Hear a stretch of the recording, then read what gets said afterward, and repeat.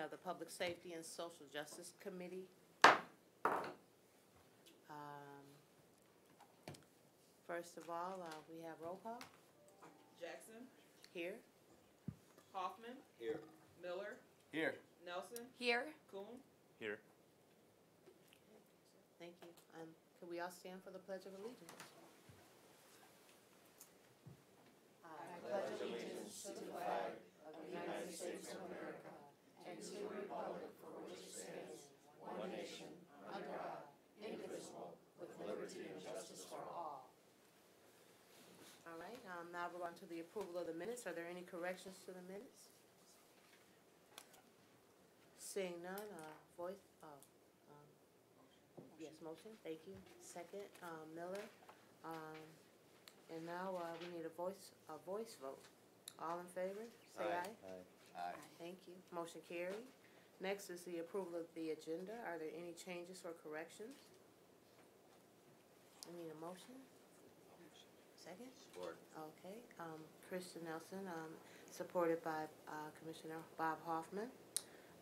Votes Voigt. All in favor, say aye. Aye. Aye. Thank you. Motion carried.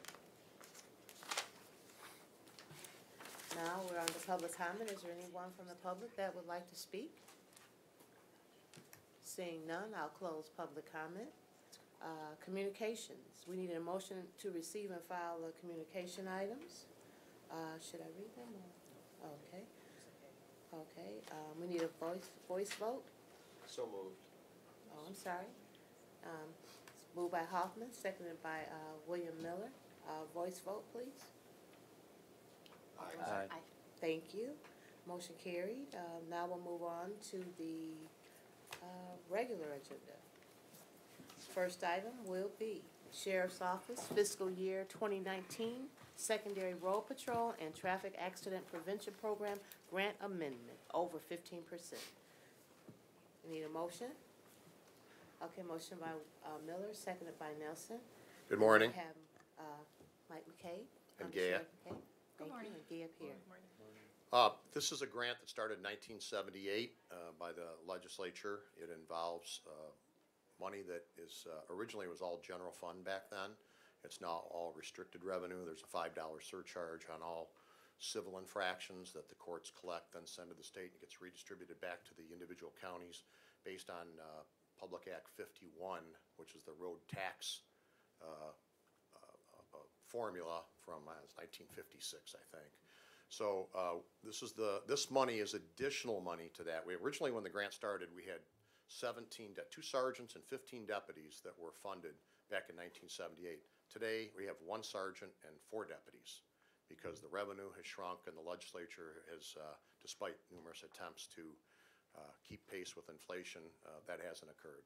And that's gone on all across the state. We're not the only ones affected by it. So today we're asking you to, and they patrol county secondary roads, which are, non-state trunk lines, non-interstates. They don't go out on those roads. They can answer emergency calls there, but their primary focus is on secondary roads, which is where more than 50% of all accidents occur in the state of Michigan is on secondary roads. So Sheriff Bouchard lobbied the legislature quite heavily, quite frankly, and we were able to get an additional $2 million for the 83 counties to be distributed based on that formula. Our portion of that is this amount, $160-some thousand. We're asking you to approve today. We need to replace all of our accident reconstruction equipment. Many of it is already 10 years old. It's outdated. It's all computerized stuff, and we all know that technology changes. So this allows us to do 3D imaging at these scenes. It helps us in terms of policing serious accidents, fatal accidents, much quicker. Something that used to take maybe 3-4 hours, we can get done in an hour and a half because of this equipment. So we're asking you to approve this today and replace our equipment with this grant money. This is a one-time grant. It came out at the end of last year when the legislature was doing those supplementals and lame duck. We were lucky enough to get this $2 million be distributed across the state. And I'm happy to answer any questions. Thank you. Have a question from Commissioner Hoffman. The $5 surcharge. Is the state collecting less than they did in the past? There's less traffic tickets being written today. Originally, like I said, in 78, it was all general fund money. And then when the state ran into problems, they continued to cut the grant. So we came up with a surcharged, all restricted revenue. Because there's less police officers, so less tickets are being written, and quite frankly, police officers today are more willing to give breaks to people, pull them over, give them a written warning versus an actual violation that goes on their driving record. So if you get a written warning, there's no fine involved, and that has happened more and more across the state. And it's, especially in 08, 09, when things crashed and people were on hard times, we're not in the money-making business. We're not a revenue-generating center. We never have been. Sheriff Bouchard has said many times, we're not in the business to make money. There may be some departments out there that, write tickets to generate revenue. We don't do that. The vast majority of police agencies in the state of Michigan don't do that. So the reason the numbers are down is less tickets written, and we've never kept pace with inflation. I thought people were driving better. Sure. Madam Chair. I'd like to recognize Commissioner Kuhn. Thank you. Can you just give us a little more detail on this accident reconstruction equipment and the 3D imaging and all that stuff? I don't use it myself. I can just tell you it's equipment that the deputies, we have, I believe, 6 accident reconstructionists that we have trained that other departments use us all the time. We go down to Royal Oak. You name it, we go there because of our expertise. And the equipment it's all computerized stuff. It's like on tripods, and it takes images, it takes measurements. It all goes into a computer database. The deputies are allowed, the investigators then don't have to handwrite out sketches. It's all within mapping of the entire scene to scale. I mean, it's pretty neat. If you ever want to come over and see it, more than happy to show it to you. Okay, great. But Thank this you. replaces the original equipment we bought. Okay, thank you, sir.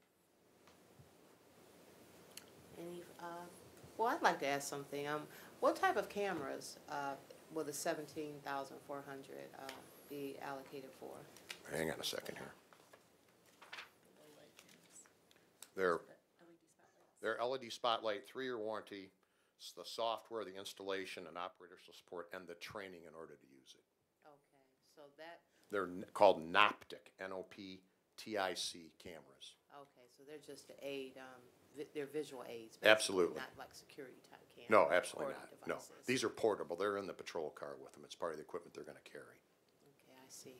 And these ones assist with low light conditions. So if you actually look at the website or look at these cameras, it'll show like an image where you can't see it at nighttime, and then with this camera, you can actually see the outline of the suspect. It has thermal imaging, so that if you've seen like the military when they wear those and they light up all in Yes. green, Yes. they're thermal imaging cameras. Okay, like in Predator, the movie. Yes. Okay, got you. All right, any further questions? I think we need a Commissioner Miller? presentation sometime. Sure. We'll have to shut all the lights off. All right, do we have any further discussion? All right, I will, hearing none, I'll call the roll. Hoffman, Yes. Miller, Yes. Nelson, Yes. Kuhn, Yes. Jackson. Yes. All right, passes. Thank you very much. The next item that we have is the Sheriff's Office 2019 Paul Coverdale Forensic Science Improvement Grant Program Acceptance. Oh, I'm sorry, need a motion? Commissioner Miller, second by Commissioner Hoffman. Thank you. This is federal grant pass-through dollars from the federal government's named after Paul Coverdell, who was a U.S. Senator from the state of Georgia. I can't tell you why it was named after him. I did a little research, but everybody liked him. He was a nice guy, so that's maybe how they came up with the grant. A lot of things named after him. I think he actually has other buildings named after him, et cetera. But the money will allow us to do certain things within the lab. And you can see it's going to fund forensic toxicologists, then help us with the backlog and firearms. And if you have any specific questions, we have firearm examiners that do all the firearm examinations. We're backlogged there, so help eliminate some of that backlog. I'd like to ask a question. In regards to the FBI, how much does tobacco play into the work here? I know it's firearms and explosives, alcohol, but tobacco. Does it We really don't, I mean, fit in? we do tobacco checks at party stores. That's about our limit. I know the state police has a unit that does the fraudulent tobacco tax where the stamps are on there. State police has a unit that does that enforcement, but we are not involved in that. And the alcohol, tobacco, firearms, and explosives is actually the ATF, but there's an E at the end they don't put in there. I can't tell you what they do in terms of, tobacco enforcement. Okay, I asked for a reason because of the community coalitions that we have operating within the county, and tobacco is an active component of that work and what we look at as far as party stores. And Oh, yeah, underage almost all the local police agencies will do, just like we do liquor checks at party stores, see if they're selling to minors, we do the same thing with cigarettes. Yes, all right. Commissioner Kuhn, thank you. Okay, thank you. You indicate in this grant that there's a new blood alcohol program. Could you tell us a little bit about that? Yes, sir.